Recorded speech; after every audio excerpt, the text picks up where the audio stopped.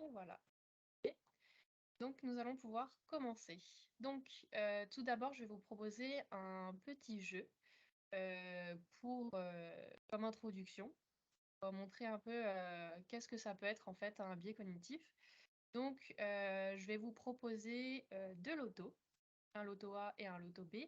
Et il va falloir me dire dans le chat lequel des deux vous préférez. Donc le loto A, vous avez la chance de pouvoir gagner 3200 €, mais c'est 8 chances sur 10 de gagner cette somme. Et le loto B, c'est 3000 €, mais vous avez 10 chances sur 10 de pouvoir gagner cette somme. Alors si vous pouvez me dire dans le chat quel loto vous choisiriez si on vous présentait ce jeu-là.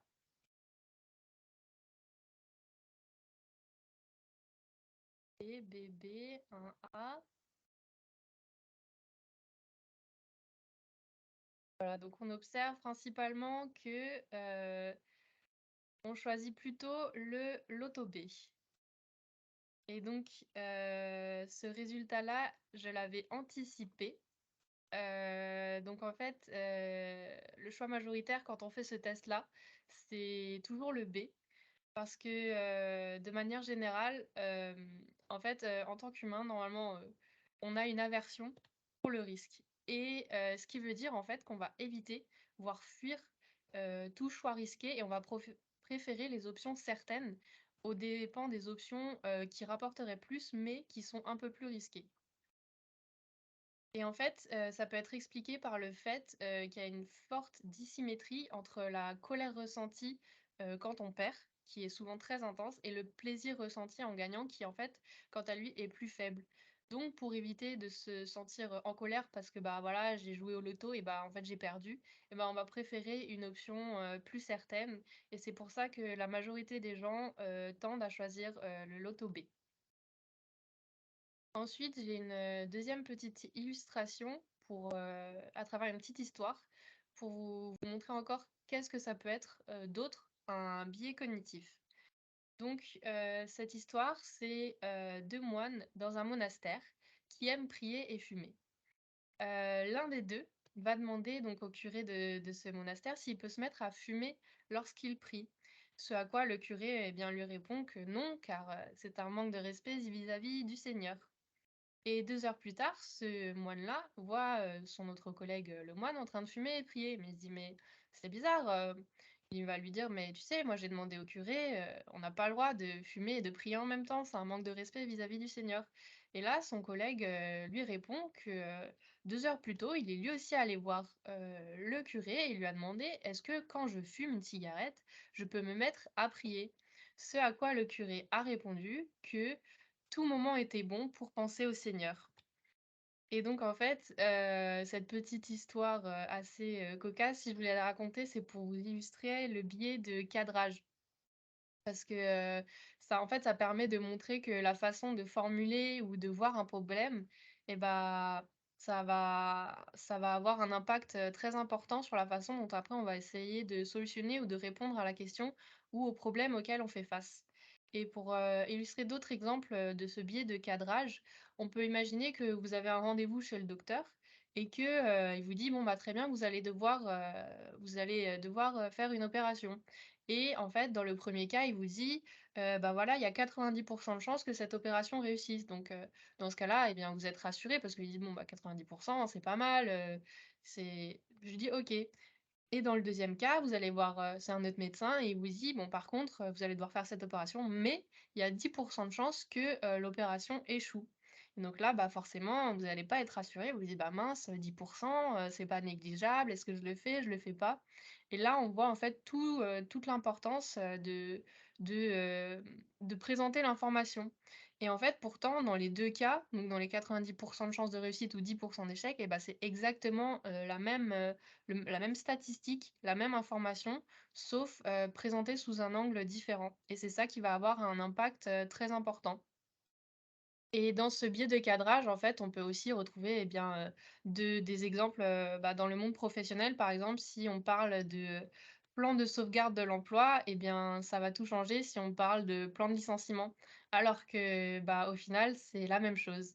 Ou alors un autre exemple, et ben, ce sera les biais, dans le biais de cadrage, c'est, lorsqu'un soldat est mort au combat, on va dire que c'est un héros, pardon, de la nation et on va pas dire que c'est une victime de la guerre. Vous voyez? C'est en fait, toutes ces informations-là, enfin, toute la les façons de présenter ces informations qui vont être impactées par, ce biais. Donc concrètement, qu'est-ce que c'est, un biais cognitif? Maintenant, je vais essayer de vous définir un peu ce que c'est pour, heu, pour la suite. Donc en fait, notre cerveau, au cours de la journée, il est confronté à des tonnes d'informations, vous le voyez, à travers les mails, à travers les échanges avec les collègues, à travers, des publicités ou je sais pas, la radio, ce qu'on entend, la télévision. Il y a tout plein d'informations qui arrivent et il faut prendre des décisions et on doit prendre, au cours de la journée, c'est des milliers de décisions et donc si on devait réfléchir et analyser, chaque décision, chaque information et ben, en fait, on s'en sortirait pas et on serait, épuisé en un rien de temps, hein. À peine levé, on va choisir: «Bon, je dois réfléchir à comment je vais m'habiller exactement, quand je me lève, de quel pied, je pose en premier pour, pour toutes ces choses-là anodines, en fait, qu'on fait naturellement et si on devait y réfléchir, ce serait vraiment infernal. Donc, pour, contrer ça et bien, notre cerveau, il a mis en place 2 systèmes, un système 1 et un système 2. Et en fait, le système 1, c'est celui qui va nous permettre de prendre, des décisions rapidement. C'est donc le système 1, c'est celui qu'on appelle, le système automatique et c'est en fait ce qui fait un peu référence à notre intuition.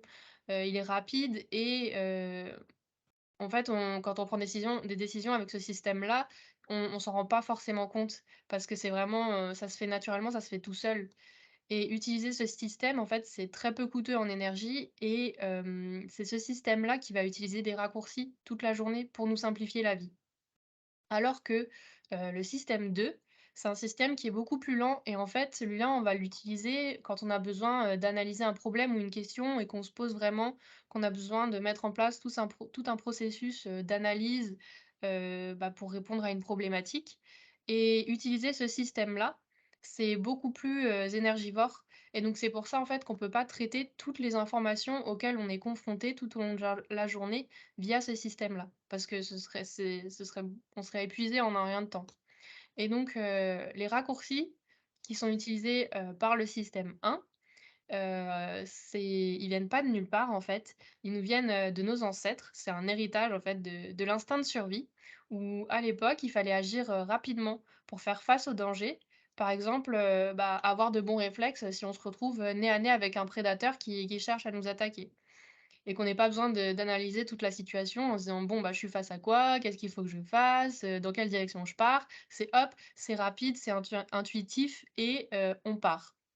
Et donc aujourd'hui, c'est sûr qu'on n'est plus confronté, aux mêmes problématiques, aux mêmes menaces, mais notre cerveau, il a conservé cette faculté, en fait, à faire des choix rapides en utilisant des raccourcis. Et donc il utilise ces raccourcis pour 4 grandes nécessités et ça va être donc celle qui s'affiche, il y a, donc faire le de quoi, doit-on se souvenir?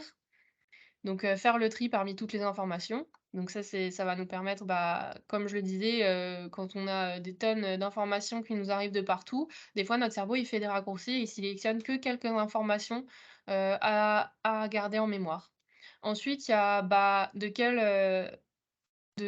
il y a pas assez de sens à ce qui se passe en face de nous, hop, il fait encore un raccourci. Quand on doit agir vite, pareil, un raccourci et quand on doit se souvenir de choses, importantes, il va aussi, par exemple, sélectionner les informations, les plus saillantes, les plus pertinentes.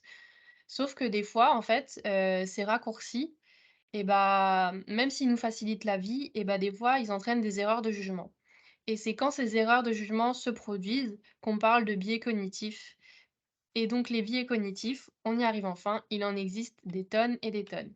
Donc là, ce que je vous montre, c'est le codex des biais cognitifs. Donc c'est un outil qui a été créé pour classifier, tous les biais cognitifs qui ont déjà été, répertoriés. Donc c'est vrai qu'il en existe pas mal et on peut voir que là, ils sont répartis à travers les 4 grandes nécessités que j'ai citées, juste avant et et donc pour la suite de ce petit déj, j'ai décidé de vous présenter un biais, cognitif dans chaque catégorie pour, illustrer, comment notre cerveau réagit quand il a besoin de répondre, à ces différentes, nécessités. Et à chaque fois, en présentant les conséquences que ça peut avoir, dans le milieu professionnel. Donc pour commencer, j'ai choisi la catégorie, trop d'informations et j'ai choisi, de vous présenter le biais de confirmation. Donc ça, c'est un biais, très intéressant. En fait, il consiste à privilégier les informations, confirmant les idées ou les hypothèses qu'on a.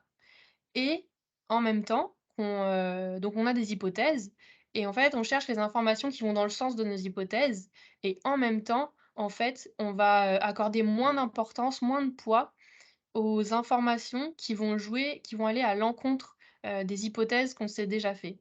Et donc, voilà, pour illustrer un peu ce que je viens de dire, c'est, surévaluer ce qu'on croit et ce qui va pas dans notre sens et ben, on le prend pas en compte et donc, en conséquence, les personnes, sujettes à ce biais et bien, elles rassemblent des éléments ou elles se rappellent de certaines informations de manière sélective et elles les interprètent d'une manière biaisée. Alors pourquoi on a ce biais? Eh bien, il y a plusieurs, raisons possibles, notamment 2 et donc la première, c'est tout simplement, en fait, parce qu'on n'aime pas avoir tort. Donc comme on n'aime pas avoir tort et ben, forcément, pardon, on va chercher les informations qui vont dans notre sens et qui vont confirmer, bah, les hypothèses qu'on a en tête. Et la deuxième possibilité de pourquoi on a ce biais-là, bah, c'est parce qu'on est réticent au changement. Donc comme on veut éviter le changement eh bien, on sélectionne que les informations qui vont dans nos hypothèses pour, éviter le changement. Donc du coup, concrètement, bah, comment, il peut se produire ce biais de confirmation? Bah, c'est par exemple, dans les médias, en fait, on a tendance à suivre, les sources d'informations qui confirment nos hypothèses et donc il y a une étude qui a été faite et qui a prouvé qu'il y avait un lien entre l'orientation politique des journaux et les intentions de vote, donc à la présidentielle et donc qui avait observé, les intentions de vote des lecteurs, de Le Figaro et de Libération et en effet, ils ont vu qu'il y avait une corrélation entre les intentions de vote de ses lecteurs, donc les Figaro qui avaient plus tendance à voter pour Sarkozy et les lecteurs de Libération qui avaient plus tendance à voter pour, François Hollande. Et il faut savoir que les réseaux sociaux aujourd'hui eh bah, ils accentuent énormément ce biais de confirmation car, bah, les plateformes en fait, elles nous proposent toujours du contenu avec, en lien avec nos centres d'intérêt.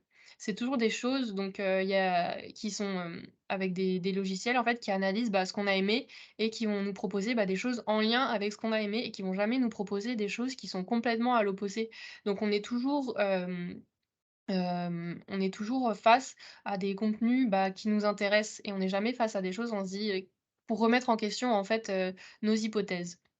Un autre exemple, pour illustrer ce biais de confirmation, c'est par exemple, bah, vous souhaitez, changer de régime alimentaire et vous voulez tenter un régime, hyperprotéiné.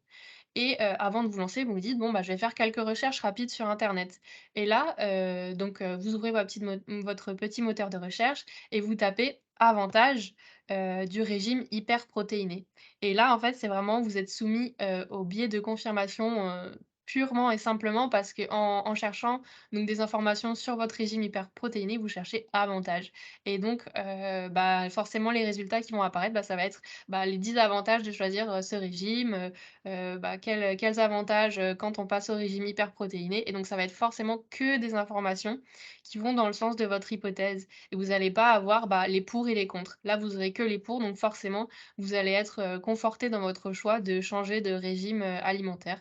Alors que si ça se trouve, et bah, il y avait des inconvénients et vous les saurez pas parce que vous avez que recherché avantage du régime, hyperprotéiné. Et donc les conséquences que ce biais il a et bah, tout simplement, bah, en premier lieu, c'est l'excès de confiance, en fait, l'excès de confiance en nos croyances personnelles. On va croire que toutes nos hypothèses, toutes nos idées et bah, vu qu'on a en fait, on voit que des informations qui vont dans le sens et bah, forcément c'est que des bonnes choses et donc ça amène un excès de confiance. Et donc après les autres conséquences, bah, ça peut être par exemple, ne pas accepter le changement. Imaginons que vous vous retrouvez, pour le lancement d'un projet, vous êtes persuadé que ça va mal se passer, alors vous cherchez uniquement les raisons pour lesquelles, bah, le projet pourrait mal se passer et sans porter attention, bah, à ce que, ce changement pourrait apporter comme, amélioration. Et donc, en fait, comme, je l'ai expliqué avant, c'est aussi une raison qui fait qu'on est, confronté à ce biais-là, c'est qu'on est, réticent donc au changement. Et enfin, une des dernières conséquences, bah, ça va être de ne pas prendre en compte les avis qui diffèrent du nôtre. Bah, comme, on veut avoir raison, on veut pas que ça change et bah, on n'écoute pas et on prend pas en compte ceux qui ont des avis, à l'opposé de nous et qui vont pas dans notre sens. Donc en fait, pour éviter ce biais, ce qu'il faut apprendre à faire, bah, c'est apprendre à écouter, ses collègues, ses collaborateurs, qui ont des avis qui diffèrent du nôtre et s'entourer, de gens avec des opinions différentes. Et en fait, bah, ça va permettre de se remettre en question et de se demander, bah: «Est-ce que c'est vraiment la meilleure solution à laquelle j'ai pensé? Ou est-ce que, bah, mon collègue, qui a lancé une idée, mais qui est complètement à l'opposé de ce que moi j'avais en tête, bah, est-ce que c'est pas peut-être plus adapté pour ce qu'on veut mettre en place?» Donc c'est vraiment, pour éviter ce biais-là, il faut vraiment avoir cette, force d'accepter, bah, les avis contradictoires et de se remettre en question les idées, qu'on a pu avoir, pour des projets, pour répondre à une problématique ou une question, qu'on vient de nous poser. Et donc, maintenant je vais vous parler du prochain biais qui est, l'effet de négativité. Donc, lui, il fait partie de la catégorie, de quoi devons-nous nous rappeler? Donc ce biais, en fait, il consiste à nous faire voir un peu, la vie en noir. Il fait qu'on mémorise mieux, les arguments négatifs que les arguments positifs. Donc en fait, comme on l'a vu plus tôt, le négatif, il a tendance à peser plus lourd dans la balance que le positif, ce qui signifie que quand on vit des événements, positifs et négatifs de la même intensité, ce dont on se souviendra, bah, ce sera l'événement, négatif. Donc là, comme on le voit, bah, par exemple, le petit cerveau, il a passé statistiquement une plus bonne journée qu'une mauvaise journée, mais comme il y a eu un élément négatif, bah, ça va être l'élément, saillant de sa journée et donc ça va lui plomber sa journée et il va se dire: «Bon, bah, très bien, je vais passer une journée, pourrie», alors qu'en fait, il s'est pas rendu compte qu'il a déjà eu, super, bonne nouvelle aujourd'hui, quoi. Et donc, ce biais de négativité pour l'illustrer, bah, par exemple, je sais pas s'il y en a parmi vous qui prennent le train, mais, je pense que vous vous rappelez, très facilement de toutes les fois où le train, bah, il a eu du retard, une panne, ou il s'est retrouvé bloqué en plein milieu des voies et alors qu'on se rappelle pas forcément des trajets où, bah, ça s'est bien passé, on n'a pas eu de retard, on a été à l'heure ou même, des fois, de façon exceptionnelle, on a eu 1 à 2 minutes, d'avance, mais ça, on s'en rappelle pas. Alors que si je vous demande de me citer, un trajet où il y a eu un accident ou du retard, sur votre ligne, de train, bah, vous saurez tout de suite me citer un trajet. Et pour illustrer ce biais-là, on peut encore penser, imaginons que vous êtes en voiture, vous êtes pressé et là, boum, vous prenez un feu rouge alors que vous êtes en retard et vous dites: «Purée, mais en fait, ça tombe toujours sur moi». Alors que vous venez de passer, 5 autres feux et ils étaient tous verts et vous l'avez même pas remarqué. Donc ça, c'est vraiment, un effet, assez fort qui a des conséquences, en fait, souvent les conséquences, on s'en rend même pas compte, mais qui peuvent donc du coup avoir des conséquences, bah, sur le déroulement de notre journée ou de notre semaine, quoi. Et donc, plus largement, comment, ça peut impacter, bah, notre vie de tous les jours? Bah, en fait, premièrement, bah, ça peut impacter, tout ce qu'on va avoir au niveau des stéréotypes, des préjugés et de la discrimination et même, ça peut nous amener à être, superstitieux. Donc là, je vous ai juste affiché un petit rappel de ce que c'est les stéréotypes, préjugés et discrimination. Donc les stéréotypes, c'est tout ce qui est croyances et opinions des gens concernant des caractéristiques associées à divers groupes et à leurs membres. Et ça, c'est ce qui va entraîner des préjugés. Et les préjugés, c'est donc les réactions affectives, donc de façon positive ou négative, émotions et sentiments qui évoquent les différents groupes sociaux. Et ça, c'est encore ce qui va découler et qui va engendrer la discrimination. Et donc une discrimination, c'est une inégalité de traitement fondée donc sur un critère interdit, par la loi. Et donc, quelles autres conséquences peut avoir ce biais de négativité? Bah, en fait, tout bêtement, ça peut avoir un impact négatif, sur les relations. Il peut produire donc, aussi une perception, pardon, déformée, de la réalité et favoriser, en fait, un regard pessimiste. Donc, tout bêtement, le fait de dire, «Bah, moi, je vois le verre à moitié plein ou à moitié vide», bah, en fait, quand on dit à moitié vide, bah, en fait, ça derrière, ça peut être le biais de négativité qui entre en jeu. Et donc en fait, c'est un biais qui va empêcher, d'analyser soi-même, une situation avec neutralité et qui peut après en fait, entraîner des échecs et qui pourra aussi abîmer, la confiance qu'on a en soi. Et donc on peut se demander donc comment éviter ce biais? les choses à faire là pour éviter, cet effet de négativité, donc c'est demander en fait un regard externe à une personne qui aurait pas vécu les événements négatifs pour, gagner en objectivité en fait. C'est réussir à prendre du recul, s'élever, de la situation pour, la regarder dans l'ensemble et prendre, juste les faits. Bah, il y a eu tant d'éléments négatifs, tant d'éléments positifs. Bon, bah, en fait, les éléments négatifs, ils sont pas si graves que ça, même si là j'ai que ça en tête et bah, très bien, il faut prendre du recul et se dire, bah, que c'est pas si important que ça et que peut-être il faudra un peu plus se focus sur, bah, les éléments positifs. Et une autre chose qui est importante pour ce biais, bah, c'est se donner un temps de réflexion et ne pas agir, bah, lorsque les faits négatifs, ils sont trop frais et quand c'est à chaud et que leur emprise, elle est encore, trop importante. Donc c'est vraiment, bah, se laisser du temps pour, digérer ce qui vient de se passer et après avec du recul, on se dira: «Bon, bah, c'est pas si grave que ça, en fait, dans ma journée, il y a eu plein d'autres, nouvelles, positives». Donc voilà pour, cet effet de négativité. Ensuite, dans la catégorie, pas assez de sens, je vais vous présenter l'effet de halo. Donc ça, c'est, un effet donc, qui fait partie, comme je l'ai dit, de quand on trouve pas assez de sens et en fait, ça, c'est un biais qui est, très répandu et donc concrètement, ce biais correspond donc au fait de présumer des caractéristiques d'un individu, d'un objet, d'une marque, seulement à partir de la première impression, dégagée. Donc en fait, ça a pour effet de nous donner une première impression générale positive de quelqu'un en raison de l'un de ses traits de caractère ou une de ses qualités.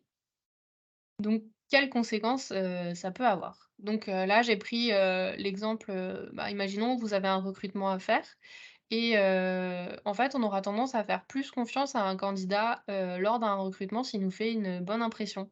Donc le fait que le candidat ou la candidate soit grand, beau, belle, bien habillé, qu'il soit diplômé d'une école prestigieuse ou bah, qu'il soit diplômé, de la même école que nous, qu'on voit qu'il a un point commun et bah, ça va jouer aussi en sa faveur pour activer cet effet de halo et donc involontairement, on aura tendance à placer cette personne, sur un piédestal.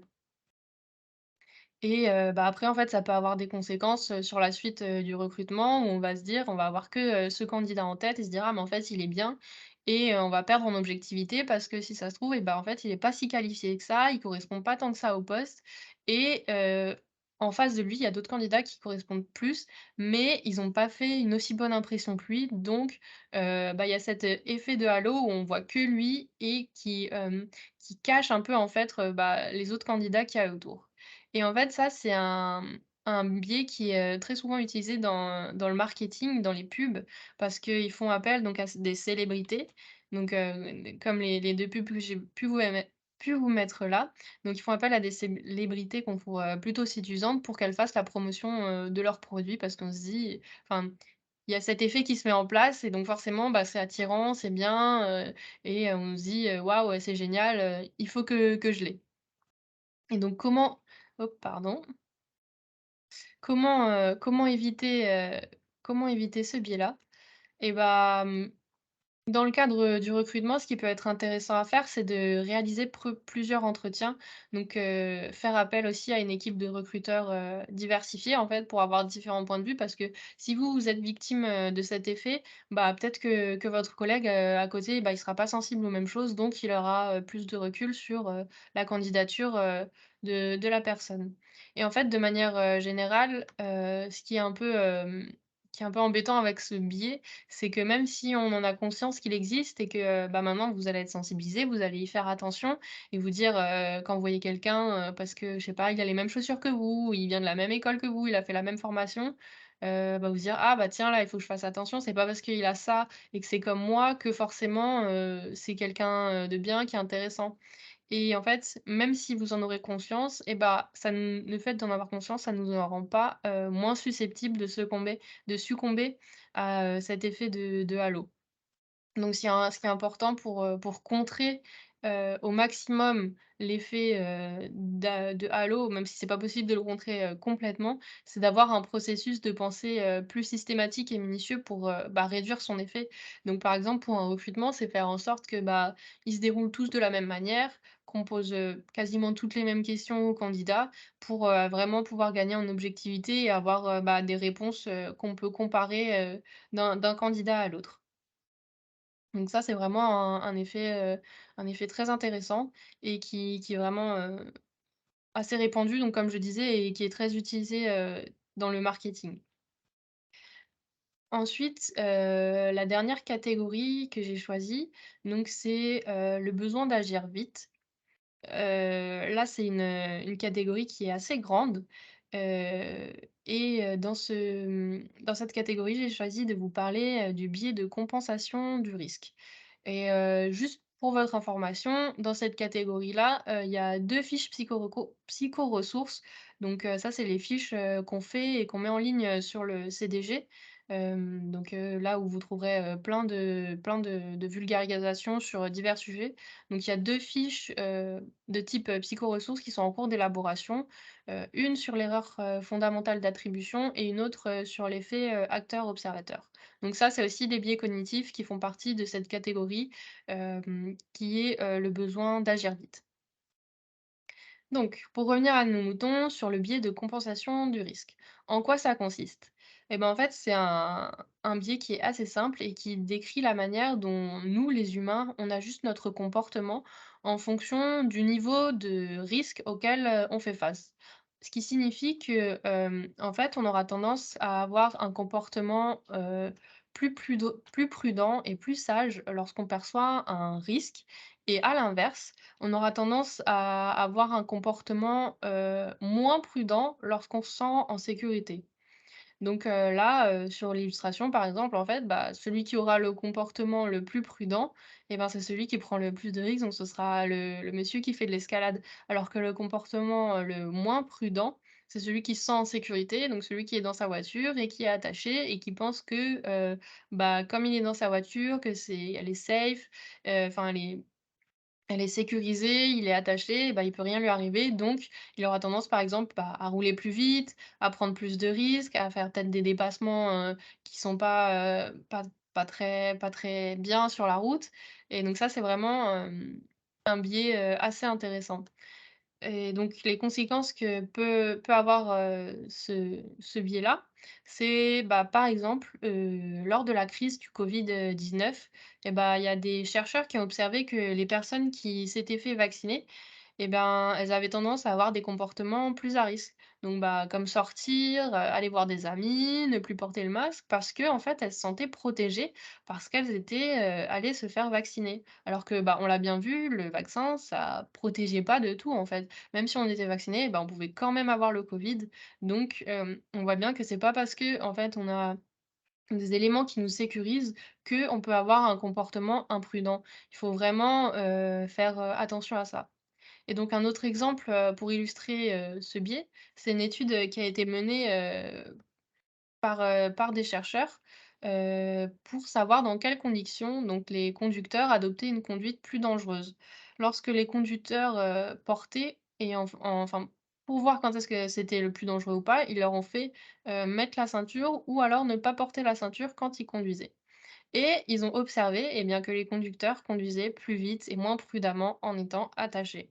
Donc comme je l'ai dit juste avant pour l'exemple, les conducteurs qui étaient attachés, en fait, c'est ceux, qui avaient tendance à rouler, beaucoup plus vite et à faire, des dépassements, plus ils roulaient peut-être de manière plus sportive, ils faisaient des dépassements à la dernière minute, et c'était vraiment il y avait vraiment une, différence significative lors de cette étude, entre les conducteurs qui étaient pas attachés, donc qui ne se sentaient pas en sécurité et donc qui roulaient plutôt très prudemment et les conducteurs qui étaient attachés et qui se sont dit: «Bon, c'est bon, moi, il peut rien m'arriver, je suis en sécurité dans ma voiture».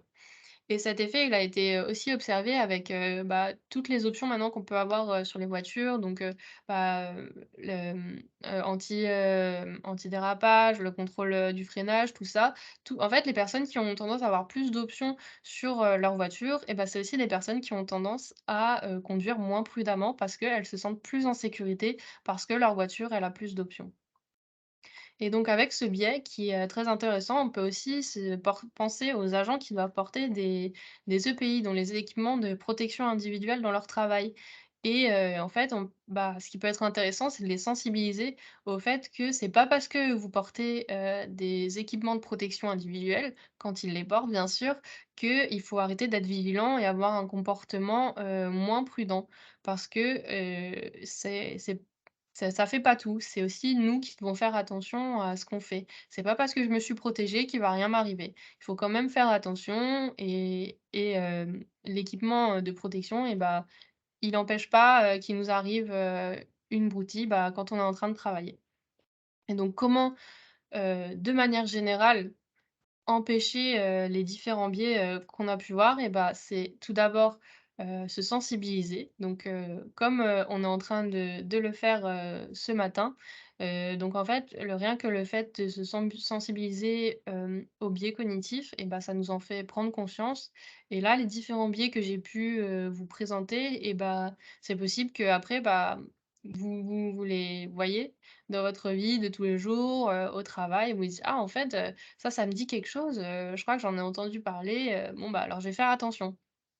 Donc ça, c'est vraiment un levier assez important. Ensuite, on a, écouter et prendre en compte, l'avis des collègues donc que j'ai pu citer, au début pour, contrer, certains biais. En fait, ça s'applique à plein d'autres biais cognitifs donc c'est très important, en fait. Il faut pas juste écouter et se dire: «Bon, il a tort, il pense pas comme moi, ce qu'il dit, c'est n'importe quoi». Non, il faut vraiment se prendre le temps de se dire: «Bon, s'il me dit ça, c'est peut-être, parce qu'il a une bonne raison, qu'il a vu quelque chose que moi j'avais pas vu et donc je vais essayer de comprendre, et de me mettre à sa place, de voir ce qu'il voit que moi je vois pas et qui pourra peut-être me faire changer d'avis ou avoir une meilleure solution pour résoudre, la problématique à laquelle on fait face. Ensuite, ce qui est important, donc c'est, se remettre en question, ce qui découle un peu de prendre en compte, l'avis des collègues et c'est se dire, «Est-ce que, ce que je suis en train de faire, c'est la meilleure, des solutions?» en fait et ça, c'est vraiment, même en dehors des biais cognitifs, hein, dans tout ce qu'on fait, remettre en question, son travail ou, ce qu'on est en train de faire de manière générale, c'est assez important pour être sûr, que ce qu'on fait, c'est la meilleure des choses à faire. Donc ensuite, c'est prendre conscience des biais. Donc c'est vrai que ça tout le monde n'est pas sensibilisé à ça, tout le monde ne sait pas forcément ce que c'est et c'est vrai que ça a un impact, assez, considérable parce que comme on l'a vu, le système 1 et le système 2, comme, que je vous ai présenté au début, le système 1, là où les biais cognitifs peuvent apparaître quand, il y a ces erreurs de jugement en fait, c'est ce qu'on utilise, tous les jours, enfin on l'utilise, tout le temps, dans une heure, on l'utilise, énormément de fois, donc le fait d'avoir conscience que, comme ce système-là, c'est très intuitif et qu'il peut faire des erreurs, on va se dire: «Attention, en fait, là, j'ai peut-être fait une erreur, parce que je suis soumis à ce biais-là». Et donc aussi, ce qui est intéressant et qu'on a vu avec, l'effet de négativité, c'est demander un avis extérieur. Parce que quand on est focus et en fait, on a souvent tendance à avoir les œillères et on voit pas ce qui se passe autour de nous. Le fait d'avoir un avis extérieur qui a une vision plus globale, ça peut nous aider, justement à prendre du recul sur la situation à laquelle, on est en train de faire face. Et le dernier point, donc ce qui est très important, comme je disais, le système 1, c'est celui qui est rapide, qui est intuitif, donc c'est notre intuition et on dit toujours qu'il faut se fier à notre intuition. Et bien, des fois, notre intuition elle se fait avoir, par les biais cognitifs et donc le fait de prendre le temps de la réflexion, se dire: «Bon, doucement, on va prendre le temps, on va analyser ce qui s'est passé et là, on passera plus sur le système 2 donc forcément notre analyse, elle sera un peu plus objective parce qu'on aura pris le temps de se poser et d'analyser, chaque composante de la problématique et de se dire: «Bon, très bien, maintenant j'ai pris en compte tous les éléments, pour prendre ma décision la plus objective possible». Parce que comme on l'a vu, le système 1, c'est celui qui est rapide, qui est intuitif et qui va nous faire commettre, des erreurs et donc nous soumettre aux biais cognitifs. Et donc voilà pour, cette présentation des biais cognitifs. J'espère que ça a été, assez clair. C'était, assez rapide. Je ne sais pas si vous avez des questions? Et donc, le support vous sera communiqué et à la fin, donc je vous ai mis quelques ressources. Donc là, c'est en premier c'est les 2 fiches, psychoressources dont je vous ai parlé qui sont en cours de d'élaboration. Ensuite, je vous ai mis un webinaire qui est aussi très intéressant, qui présente, différents, biais cognitifs et enfin le codex, donc c'est le grand schéma avec le cerveau au milieu, avec tous les biais cognitifs qui ont déjà été répertoriés et enfin un site internet de vulgarisation, là de divers, biais, cognitifs. Alors, pour le biais de cadrage, c'est comme dire acceptation partielle de votre demande au lieu de dire refus, pareil. Partiel. Oui, c'est ça. Donc, pour répondre à Mathilde dans le chat qui nous dit que pour le biais de cadrage, c'est comme dire acceptation partielle de votre demande au lieu de refus partiel. C'est vrai que ça peut avoir un énorme impact, en fait. Le fait, bah, on accepte ou on refuse partiellement. Dans les 2 cas, ça revient un peu à la même chose, sauf que si on dit: «Bah, j'accepte partiellement», ça sera forcément, vu plus positivement qu'un refus partiel.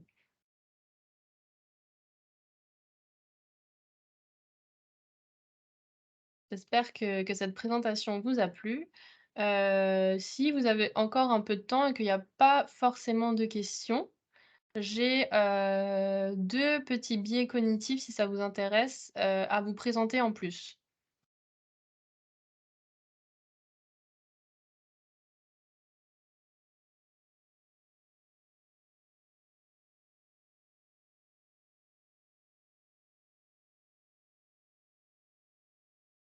Donc ouais, je vois là que vous êtes plutôt partant pour avoir deux biais cognitifs supplémentaires, vu qu'on a encore un peu de temps. J'espère que j'ai pas parlé trop rapidement et que, ce que je vous ai présenté, ça a été assez clair.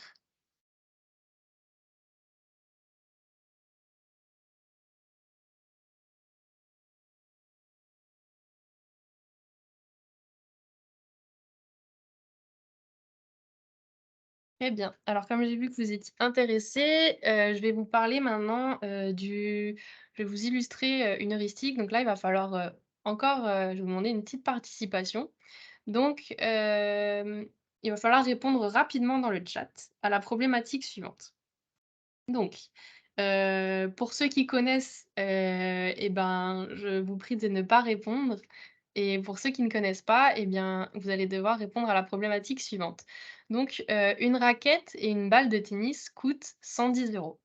La raquette coûte 100 € de plus que la balle. Combien coûte la balle? Je vous laisse répondre dans le chat. À votre avis?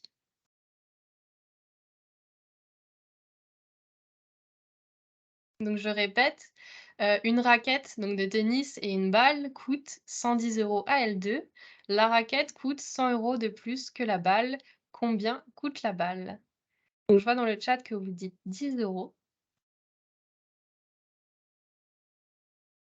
Eh bien, vous avez été victime, d'une heuristique. Eh bien, ce n'est pas 10 €, que coûte la balle. Elle coûte en fait, 5 €. Pour que la raquette fasse, 100 € de plus que la balle et que le total fasse 110 €, la balle ne peut coûter que 5 €. Et en fait, là, vous voyez, ça permet d'illustrer, très rapidement, très simplement, bah, que vous avez été victime, d'un biais cognitif parce que, bah, manque de temps, il fallait agir vite et ce qui paraissait le plus logique, on a un total de 110 €, on vous dit que la raquette, elle coûte 100 € de plus que la balle, bah, forcément, c'est 10 € et en fait, non, pas du tout. C'est, 105 € et 5 € le total, des articles. Je ne sais pas si vous avez compris, le calcul.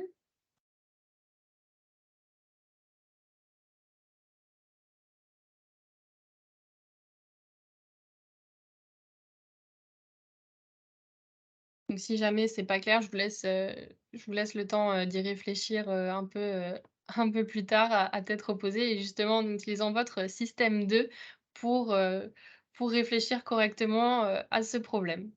Donc là, en fait, ça permet, bah, d'illustrer que, vous voyez, quand on n'a pas le temps de réfléchir, qu'on dit: «Vite, vite, il faut répondre» et bah, des fois, on répond un peu faux et un peu à côté de la plaque. Et l'autre, biais, que j'ai fait, j'ai sélectionné le, bonus, on va dire, c'est, le biais d'ancrage. Hem, que j'ai présenté, au début, mais là, je vous le présente, dans le cadre, bah, plus, du marketing et c'est un biais, en fait, auquel on est souvent, confrontés et là, je vous le présente, c'est un truc que vous allez pouvoir observer très facilement, en fait, dans votre vie de tous les jours. Donc vous imaginez que vous vous baladez dans un magasin, d'électroménager, vous arrivez, au rayon télé et là, vous remarquez qu'il y a une télé qui est beaucoup plus chère que les autres et ben, en fait, souvent, elle est présente, bah, pas forcément pour être vendue, mais pour que les personnes qui la voient, en fait, elles aient l'impression que les autres télés en vente, et bah, ne sont pas si chères que ça. Et donc les clients, ils sont «manipulés» entre guillemets par la présence de ce prix, exorbitant. On se dit: «Waouh, non mais c'est pas possible, j'achèterai jamais ça, c'est beaucoup trop cher» et donc forcément, tous les prix qui sont largement en dessous, on se dit: «Ah bon, bah, en fait, ça va, les autres télés, elles sont abordables» alors que, bah, et c'est pas, c'est en fait, vous allez avoir une comparaison élevée, donc forcément, tout ce qui est, en dessous, ça va vous paraître peu et ce qu'il faut prendre en compte, bah, c'est juste le prix en lui-même. Est-ce que, bah, par exemple, là, sur l'image, j'ai envie de mettre, 500 € dans une télé et pas se dire, «Ah, bah, en fait, 500 € par rapport, aux 100 000, bah, c'est rien du tout», quoi. Il faut vraiment, pour éviter ce biais d'ancrage, c'est vraiment juste considérer, dans ce cas-là, bah, juste le produit qui nous intéresse. Est-ce que pour, acquérir ce produit, j'ai envie de mettre, autant d'argent? Et donc souvent, ce qui est fait, vous voyez là sur l'image, bah, c'est mettre un prix très élevé à côté d'un tout petit prix et après, bah, des prix entre les 2, mais beaucoup plus bas que, le prix, d'ancrage, qui est souvent très, très, très, très élevé. Et donc voilà pour, ce petit déj des biais cognitifs. J'ai fini avec mes bonus,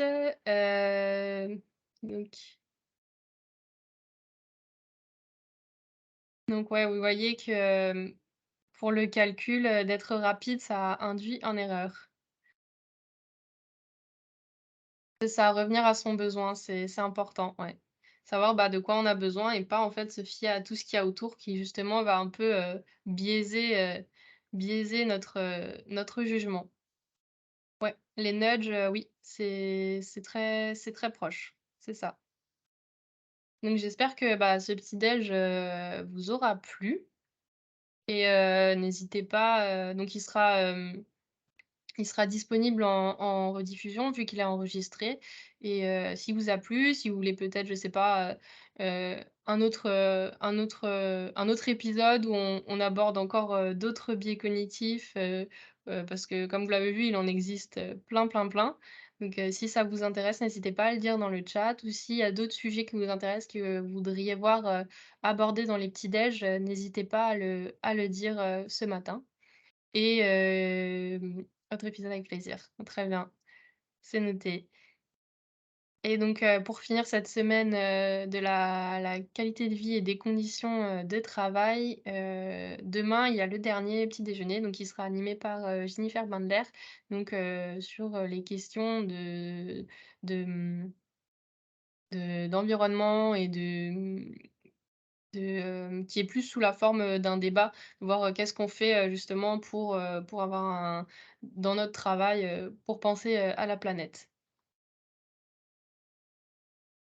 Voilà, donc je vous remercie pour votre présence et pour votre, participation à ce biais et je vous souhaite une bonne journée.